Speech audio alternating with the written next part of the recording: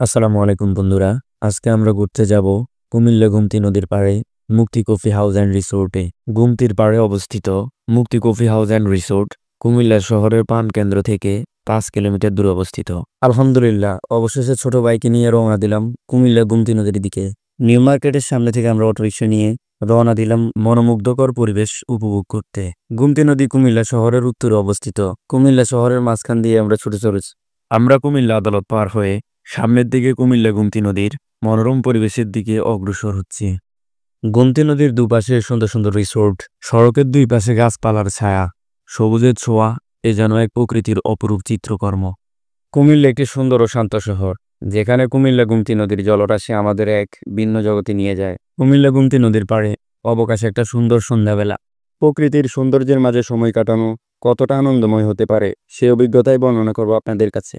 গোমতী নদীর উপর অবস্থিত পালপাড়া ব্রিজ এক অপূর্ব স্থাপনা, যা নদীর অপরূপ দৃশ্যের সাথে আকাশ সীমা স্পর্শ করে, নদীর দুই পাশের সংযোগ স্থাপন করে। অবশেষে চলে আসলাম গোমতী নদীর পাড়ে। শান্ত ও নিবিড় পরিবেশ। শহরের কোলাহলপূর্ণ পরিবেশ থেকে এসে মানুষ নদীর পাড়ে নিবিড়ভাবে সময় কাটায়। নদীর পাড়ে কাটানো মুহূর্তটা যেন এক একটা স্মৃতি। চারপাশে সবুজ গাছপালা। গোমতী নদী ধীর গতিতে বয়ে চলছে।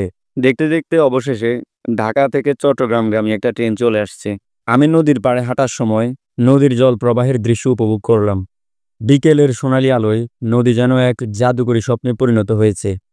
সময় কাটানোর জন্য জায়গাটা অত্যন্ত সুন্দর, তবে অনেক ঝুঁকিপূর্ণ, কারণ কিছুক্ষণ পর পর ঢাকা চট্টগ্রামগামী ট্রেন আসে। যদি সম্ভব হয় সন্ধ্যার সময়ে নদীর পাড়ে হাঁটুন। ভ্রমণের অভিজ্ঞতা আপনার জীবনকে উপভোগ করার আরও আনন্দ বাড়িয়ে দিবে। শহরের এই কোলাহলপূর্ণ পরিবেশ থেকে আপনিও চলে আসতে পারুন গোমতী নদীর পাড়ে পালপাড়া ব্রিজ।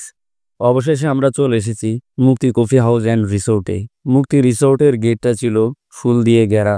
গেটে প্রবেশ করে দেখতে পাবেন গাড়ি পার্কিং এর জন্য যথেষ্ট জায়গা। ছবি তোলার জন্য রয়েছে অনেক রকমের ব্যবস্থা। দেখতে দেখতেই চলে আসলাম রিসোর্টের ভিতরে। রয়েছে নানা রকম ফুল গাছ এবং আলোকসজ্জা।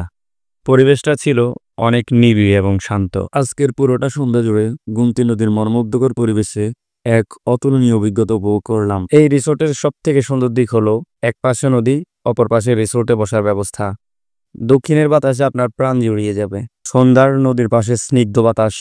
নদী ও প্রাকৃতিক সৌন্দর্য উপভোগ করতে ছোট বাইকে নিয়ে চলে আসলাম মুক্তি কফি হাউস অ্যান্ড রিসোর্টে।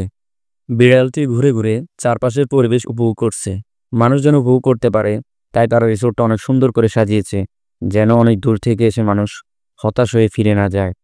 একদিকে নদী আর একদিকে প্রাকৃতিক সৌন্দর্য মিলেমিশে একাকার। এক পাশে নদী